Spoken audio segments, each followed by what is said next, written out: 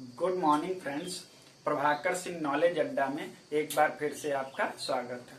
दोस्तों, जो ये आने वाली भर्तियां हैं जैसे कि जूनियर एडेड भर्ती, सुपर टेट, जो यूपी टेट होने वाला है और टीजीटी, पीजीटी या जितने भी कॉम्पिटिटिव एग्जाम होते हैं उन सभी में जीव विज्ञान से अच्छे खासे प्रश्न आते हैं। तो प्रभाकर सिंह नॉलेज अड्डा में एक बार फिर से आपको पूरी जीव विज्ञान शुरू से लेकर अंत तक पढ़ाई जाएगी। तो आइए आज इसका पार्ट 1 है, शुरू करते हैं। आज हम लोग पढ़ेंगे जीवों का वर्गीकरण। जो जीवों का वर्गीकरण है उससे पहले, आज का हमारा ये टॉपिक है, उससे पहले हम कुछ इंपॉर्टेंट पॉइंट्स पढ़ेंगे जो कि परीक्षाओं में बहुत पूछे जाते हैं। तो सबसे पहले है कि जीव विज्ञान, इसका मतलब क्या होता है, जिसको अंग्रेजी में हम लोग कहते हैं बायोलॉजी। ठीक है, जीव विज्ञान का क्या मतलब होता है ये शब्द देखते हैं। तो ये शब्द क्या है, दो शब्दों से मिलके बना है, एक है बायो और दूसरा है लोगस। जिसमें बायो का मतलब क्या होता है, बायो मतलब होता है लाइफ और लोगस माने होता है स्टडी। तो इससे क्या मतलब कि जीवन का अध्ययन या कह लो जीवों का अध्ययन ही क्या कहलाता है, बायोलॉजी कहलाता है। ठीक है, ये चीज ध्यान रखेंगे। ये इसका अर्थ है कि इसका अर्थ क्या होता है कि बायो माने लाइफ, लोगस माने स्टडी, यानी बायोलॉजी शब्द का मतलब क्या हुआ, जीवन का अध्ययन। बात आती है ये शब्द सबसे पहले लैमार्क, ये नाम ध्यान रखेंगे, लैमार्क तथा ट्रेविनस, ये शब्द सबसे पहले किसने प्रयोग किया, लैमार्क तथा ट्रेविनस नामक वैज्ञानिकों ने जीव विज्ञान या बायोलॉजी शब्द का सबसे पहले प्रयोग किया था। अब बात आती है जीव विज्ञान के जनक कौन माने जाते हैं। ये भी इंपॉर्टेंट क्वेश्चन है। जीव विज्ञान के जनक किसको कहा जाता है, तो एक अरस्तु नाम के जीव वैज्ञानिक हुए, उन्हीं को क्या कहा जाता है, फादर ऑफ बायोलॉजी। जीव विज्ञान का पिता या फादर ऑफ बायोलॉजी किसको कहा जाता है, अरस्तु को। ठीक है, अब देखिए जीव विज्ञान की दो शाखाएं हैं। एक कौन सी है, जंतु विज्ञान। ठीक है, जीव विज्ञान की पहली शाखा जंतु विज्ञान, दूसरी शाखा क्या है, वनस्पति विज्ञान। यहां से क्वेश्चन क्या बनता है, बस यही पूछता है कि जंतु विज्ञान का पिता किसे कहा जाता है, जंतु विज्ञान का पिता किसे कहा जाता है। तो ये भी याद रखना, अरस्तु को ही जंतु विज्ञान का पिता कहा जाता है। ये भी फादर ऑफ कौन, जूलॉजी को कहते हैं जंतु विज्ञान। और वनस्पति विज्ञान का पिता किसे कहा जाता है, तो ये हैं थियोफ्रेस्टस। कौन है, थियोफ्रेस्टस। इनको क्या कहा जाता है, फादर ऑफ बॉटनी। क्या, फादर ऑफ बॉटनी या वनस्पति विज्ञान का पिता किसे कहा जाता है, तो ये कहा जाता है थियोफ्रेस्टस को। तो यहां से जो इंपॉर्टेंट पॉइंट यही निकल के आते हैं, कभी कभार इनसे क्वेश्चन बनते हैं। ये जो क्वेश्चन है इनसे कि जीव विज्ञान शब्द का मतलब क्या है, बायो और लॉगस दो शब्दों से बना है। बायो का मतलब होता है लाइफ यानी जीवन, और लोगस माने होता है स्टडी यानी अध्ययन। तो ये क्या बना, जीवों का अध्ययन। ये सबसे पहले बायोलॉजी शब्द प्रयोग किसने किया, लैमार्क तथा ट्रेविनस ने। उसके बाद कहा जाता है कि जीव विज्ञान का जनक किसे माना जाता है, जीव विज्ञान का जनक अरस्तु को माना जाता है, और जंतु विज्ञान का जनक भी अरस्तु को ही माना जाता है। साथ में वनस्पति विज्ञान का जनक किसे माना जाता है, थियोफ्रेस्टस को। तो आगे बात करते हैं हम कुछ और क्वेश्चंस की, जो कि हमारा ओरिजिनल टॉपिक था। तो देखिए, जीवों का वर्गीकरण। यहाँ से बहुत सारे प्रश्न बनते हैं, हर एक लाइन में कोई ना कोई क्वेश्चन परीक्षाओं में पूछा जाता है, और आज के बाद ये टॉपिक से आपको जरा सी भी कंफ्यूजन नहीं होगी। तो सबसे पहला वर्गीकरण जो था, पहला वर्गीकरण ये किसने किया? अरस्तु ने किया। याद रखेंगे, सबसे पहला वर्गीकरण किसने किया? अरस्तु ने। इन्होंने क्या किया? समस्त जीवों को, जितने भी हैं, उनको दो भागों में बांट दिया। एक को कह दिया जंतु समूह और दूसरे को कह दिया वनस्पति समूह। वनस्पति समूह। आपको बस यही ध्यान रखना है कि सबसे पहला वर्गीकरण किसने किया? अरस्तु ने। अरस्तु कौन थे? जीव विज्ञान के पिता कहे जाते थे, जंतु विज्ञान के पिता कहे जाते थे। सबसे पहला वर्गीकरण जीवों का, जितने भी जीव होते थे उनको दो भागों में बांट दिया, एक जंतु और दूसरे वनस्पति समूह। ठीक है। उसके बाद दूसरा जो सबसे इंपॉर्टेंट है वो है लीनियस का वर्गीकरण। लीनियस, इनका पूरा नाम है कैरोलस लीनियस। लीनियस का वर्गीकरण, यहां से आपको परीक्षाओं में बहुत क्वेश्चन मिलते हैं। तो देखिए कितने क्वेश्चन बनते हैं। ठीक है। इनका वर्गीकरण इन्होंने भी क्या किया? उसको दो भागों में बांटा। इन्होंने बस नाम ऊपर वाला ही है, जंतु जगत कह दिया। एक था जंतु जगत जिसमें समस्त जीव, किसको रखा? समस्त जीवों को। और दूसरा है, इन्होंने किया है पादप जगत। दूसरा कौन सा था? पादप जगत। इसमें सभी पेड़ पौधों को, पौधे पेड़ों को। ये चीज ध्यान रखेंगे, इनके में समूह थे और इन्होंने जगत में बांटा। ठीक है। तो अब देखिए कैरोलस लीनियस कौन है, इनके बारे में क्वेश्चन। पहली बात, इन्हें वर्गीकी का पितामह कहा जाता है। कई बार ये क्वेश्चन पूछा गया, वर्गीकी का पितामह किसे कहा जाता है? कैरोलस लीनियस को। लीनियस को वर्गीकी का पितामह कहा जाता है। इन्होंने समस्त जीव जगत को दो भागों में बांटा, एक जंतु जगत, दूसरा पादप जगत। और क्या क्वेश्चन पूछा जाता? द्विनाम पद्धति। अभी बताते हैं ये द्विनाम पद्धति होती क्या है। द्विनाम पद्धति का जनक किसे कहा जाता है? कैरोलस लीनियस को। द्विनाम पद्धति का जनक किसे कहा जाता है? कैरोलस लीनियस को। और वर्गीकी का पितामह भी किसे कहा जाता है? कैरोलस लीनियस को। ठीक है। तो इनसे ये दो तीन क्वेश्चन बनते हैं। अब देखिए ये द्विनाम पद्धति होती क्या है, तो एक उदाहरण से समझते हैं। देखिए, जैसे मनुष्य का नाम क्या है, हम सभी ने पढ़ा था। मनुष्य का वैज्ञानिक नाम, तो हम सभी ने ये क्या पढ़ा है? होमो सोपियंस। यही तो था मनुष्य का वैज्ञानिक नाम, होमो सोपियंस। तो देखिए इन्होंने क्या कहा? द्विनाम पद्धति, मतलब जितने भी जीव हैं उनके जो नाम में कम से कम दो वर्ड लिखे जाएंगे। तो पहला जो शब्द होगा, पहला शब्द या कहो पहला नाम, और ये क्या है? दूसरा नाम। जितने भी जीव हैं सबके द्विनाम, मतलब दो वर्ड से मिलके नाम बने हैं। एक है पहला, दूसरा। पहला जो नाम है वो उसके वंश को बताता है, ये ध्यान रखेंगे, वेरी इंपॉर्टेंट क्वेश्चन।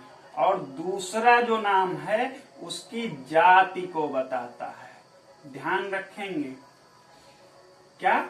पहला जो नाम का वर्ड है वो उसके वंश को बताता है और दूसरा जो नाम का वर्ड है वो उसकी जाति को बताता है। ठीक है। तो ये द्विनाम पद्धति किसने दी थी? कैरोलस लीनियस ने। द्विनाम पद्धति होती क्या है कि किसी भी चीज का जो वैज्ञानिक नाम लिखा जाएगा उसमें कम से कम दो वर्ड होंगे। जो पहला वर्ड होगा उसके वंश को बताएगा और दूसरा वर्ड होगा उसकी जाति को बताएगा। आइए नेक्स्ट क्वेश्चन करते हैं कि देखिए अब यहां से बहुत से क्वेश्चंस आपको मिलेंगे।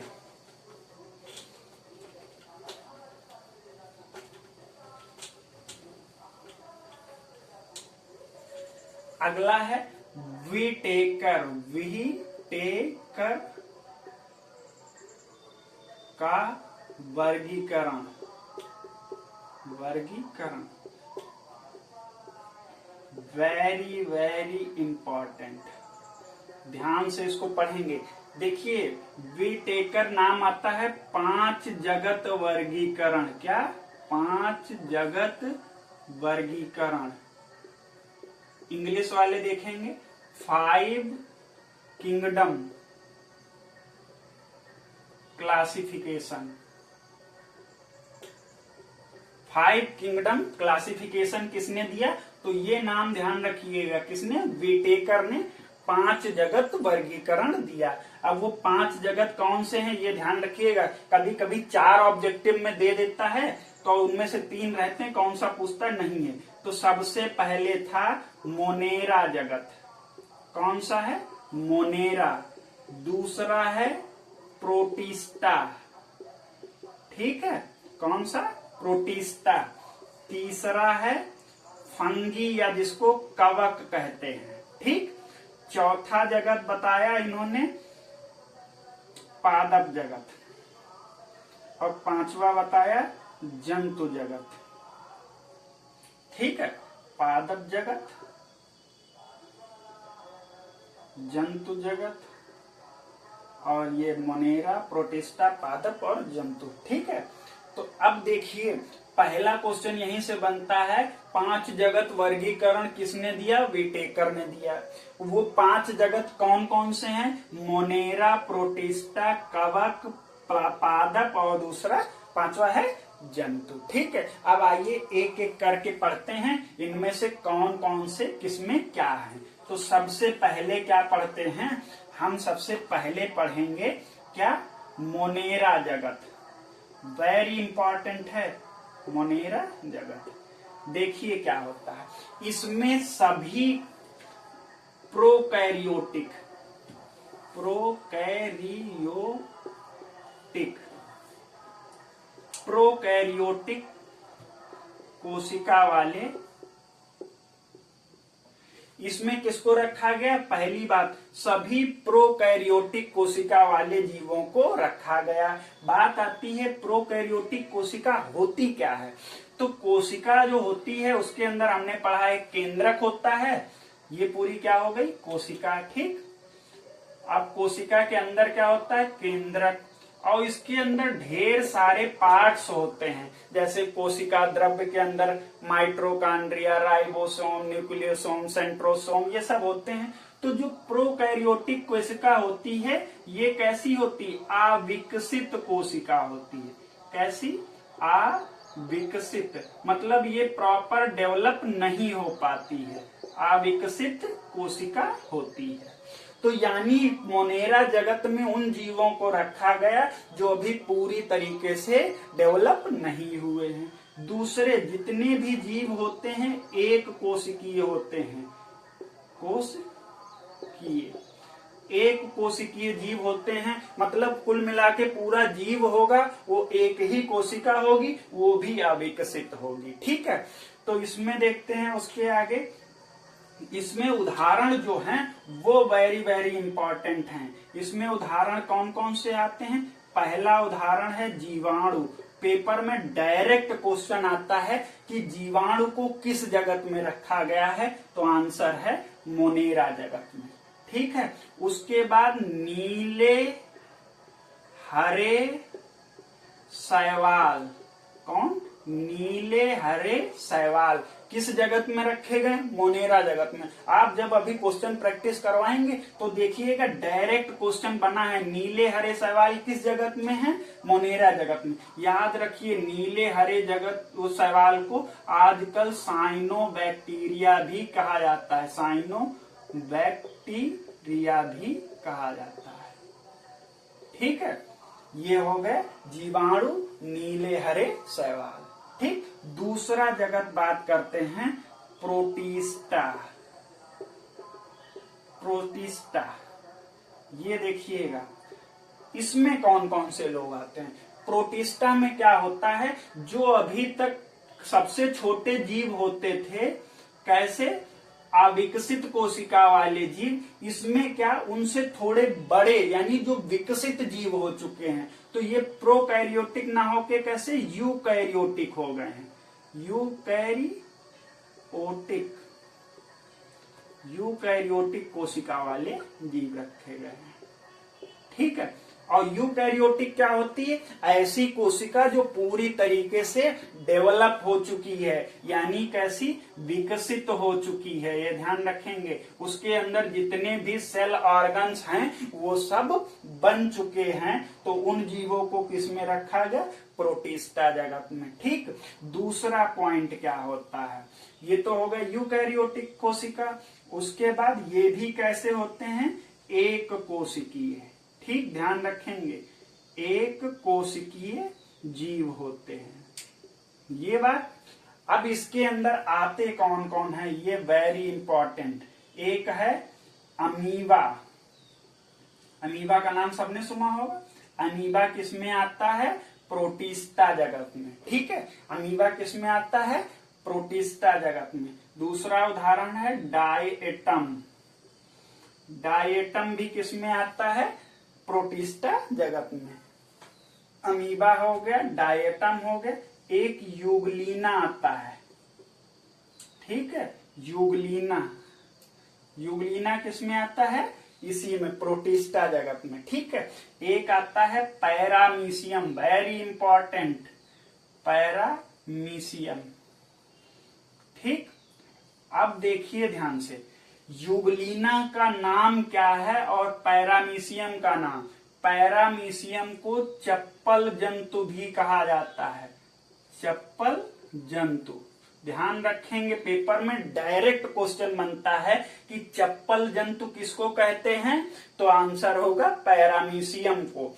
और बात आती है यूग्लिना को क्या कहा जाता है, तो ये पादप और जंतु के बीच की कड़ी है। Very important question. पादप और जंतु के बीच की कड़ी को क्या कहा जाता है, यूग्लिना। ठीक है। पैरामीशियम क्या है, चप्पल जंतु के नाम से भी जाना जाता है। तो हमने मोनेरा पढ़ा, प्रोटिस्टा पढ़ा। नेक्स्ट पढ़ते हैं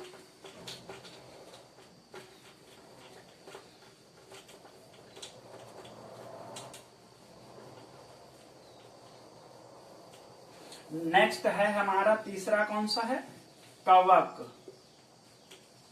कवक, इसको भी देखिए, जब कोशिका विकसित हो चुकी थी तो ये भी कैसे होंगे, यूकैरियोटिक कोशिकीय जीव। ठीक है, यूकैरियोटिक कोशिकीय जीव हैं ये। ठीक। अब दूसरी बात ध्यान से सुनिए, एक क्वेश्चन जो बनता है वो ये बनता है कि कवक की कोशिका भित्ति होती है, क्या, कोशिका भित्ति जो बनी होती है वो किससे होती है, काइटिन की बनी होती है। Very very important question. क्या है कि कवक जो हैं इनकी कोशिका भित्ति किसकी बनी होती है, काइटिन की। और कोशिका भित्ति जो है ये किसका लक्षण है, पादप यानी प्लांट का। मतलब कवक क्या होते हैं, पौधे होते हैं। और पौधों में ही कोशिका भित्ति पाई जाती। याद रखना, जंतुओं में कोशिका भित्ति नहीं पाई जाती है। तो मतलब क्या हुआ, कवक हो गए पादप, और पादप में सामान्य तौर पर जो कोशिका भित्ति वो सेलुलोज की होती है, लेकिन कवक अपवाद हैं जिनकी कोशिका भित्ति काहे की बनी है, काइटिन की। डायरेक्ट पेपर में क्वेश्चन आया है। ठीक है। अब दूसरा सुनो, अगर ये पौधे हैं तो हमने पढ़ा पौधे अपना खाना स्वयं बना लेते हैं, लेकिन इनमें क्या होता है, लिखेंगे इनमें क्लोरोफिल, सबने सुना है नाम, क्लोरोफिल नहीं पाया जाता है। वेरी इंपॉर्टेंट, इनमें क्लोरोफिल नहीं पाया जाता है, ये ध्यान रखेंगे। तो अगर क्लोरोफिल नहीं पाया जाता तो ये कैसे होंगे, स्वपोषी नहीं होते हैं। कैसे स्वपोषी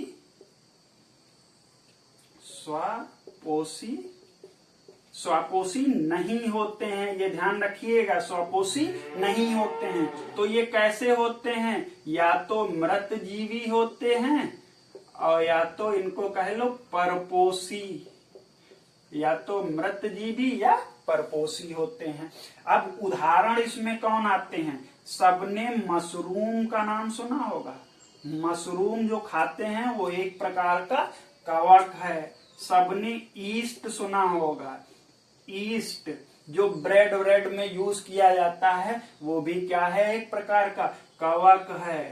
पेनिसिलियम ये नाम भी सुना होगा, एक एंटीसेप्टिक है जिसकी खोजकर्ता किसने की थी? अलेक्जेंडर फ्लेमिंग ने। ये भी एक प्रकार का कवक है। तीनों उदाहरण पेपर में पूछे जाते हैं, ये चीज ध्यान रखेंगे।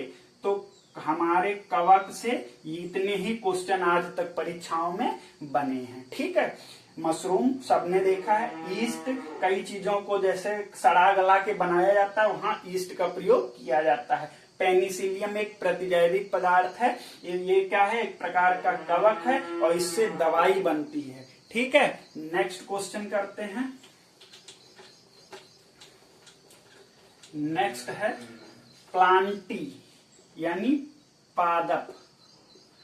पादप जगत देखिए, सबसे पहली बात ये कैसे होते हैं? यूकैरियोटिक। जितने भी विकसित होते हैं वो कैसे होंगे? यूकैरियोटिक। ठीक, और ये कैसे होते हैं? बहुकोशिकीय होते हैं। ठीक, और इनकी जो कोशिका भित्ति होती है, कोशिका भित्ति ध्यान रखेंगे, कोशिका भित्ति वो किसकी बनी होती है? सेलुलोज की। ध्यान रखना है, किसकी? सेलुलोज की। इनमें क्या होगा? क्लोरोफिल पाया जाता है। ठीक है, क्लोरोफिल पाया जाता है। और नेक्स्ट क्या? जब क्लोरोफिल पाया जाएगा तो ये कैसे होंगे? स्वपोषी होते हैं। ठीक है, ठीक, कैसे होते हैं? स्वपोषी होते हैं। उदाहरण जितने भी उदाहरण हम सब पेड़ पौधों के जानते हैं। और याद रखिए पादप जगत का वर्गीकरण अलग से पढ़ना है, जिसका वीडियो हमारे डिस्क्रिप्शन में मिल जाएगा। हमारे चैनल पे जाके सर्च कर सकते हैं, बहुत उसमें व्यूज आए हैं तो आप उसको चेक कर सकते हैं। इसमें कौन कौन से आते हैं? हम समूह के नाम लिख रहे हैं, उदाहरण नहीं। थैलोफाइटा, ठीक है। अगला है ब्रायोफाइटा, ठीक है। अगला है टेरिडोफाइटा। अगला है जिम्नोस्पर्म। क्या है? जिम्नोस्पर्म। ऐसे ही बहुत सारे हैं और उदाहरण लिखने की जरूरत नहीं, क्योंकि पादप जगत के उदाहरण हम सब जानते हैं। बस ये समूह ध्यान रखना। अगर ये सब आपको पढ़ने हैं तो इसका लिंक हमारे डिस्क्रिप्शन में दिया गया, वहां से देख सकते हैं। आखिरी है कौन सा? जंतु जगत। जंतु जगत भी वेरी इंपॉर्टेंट है। कौन सा? जंतु जगत। इसमें भी क्या होते हैं ये ध्यान रखेंगे।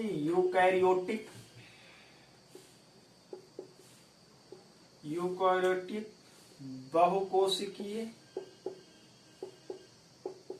और कुछ एक कोशिकीय भी होते हैं। चलो बहुकोशिकीय वाला है। अब इसमें कौन कौन से आते हैं देखिए, जितने भी जो मत्स्य वर्ग के हैं, ठीक है, जितने भी सरीसृप हैं जिनको रेप्टाइल्स भी कहते हैं, उसके बाद जितने भी उभयचर हैं यानी एम्फीबियन, जल और थल दोनों में निवास करते हैं, जितने भी पक्षी वर्ग के हैं और जितने भी स्तनी यानी मेमल्स हैं, वो सब लोग इसके उदाहरण हैं। तो ये था हमारा वेटेकर का 5 जगत वर्गीकरण। नेक्स्ट वीडियो में हम लोग पढ़ेंगे कौन सा? जो जंतु जगत का वर्गीकरण होता है, जिसमें हम क्या? प्रोटोजोआ और कौन सा? पोरीफेरा और इसी तरीके से सीलेंट्रेटा ये सब पढ़ेंगे। धन्यवाद। अगर आपको हमारा वीडियो अच्छा लगा तो प्लीज हमारे चैनल को सब्सक्राइब करें। धन्यवाद।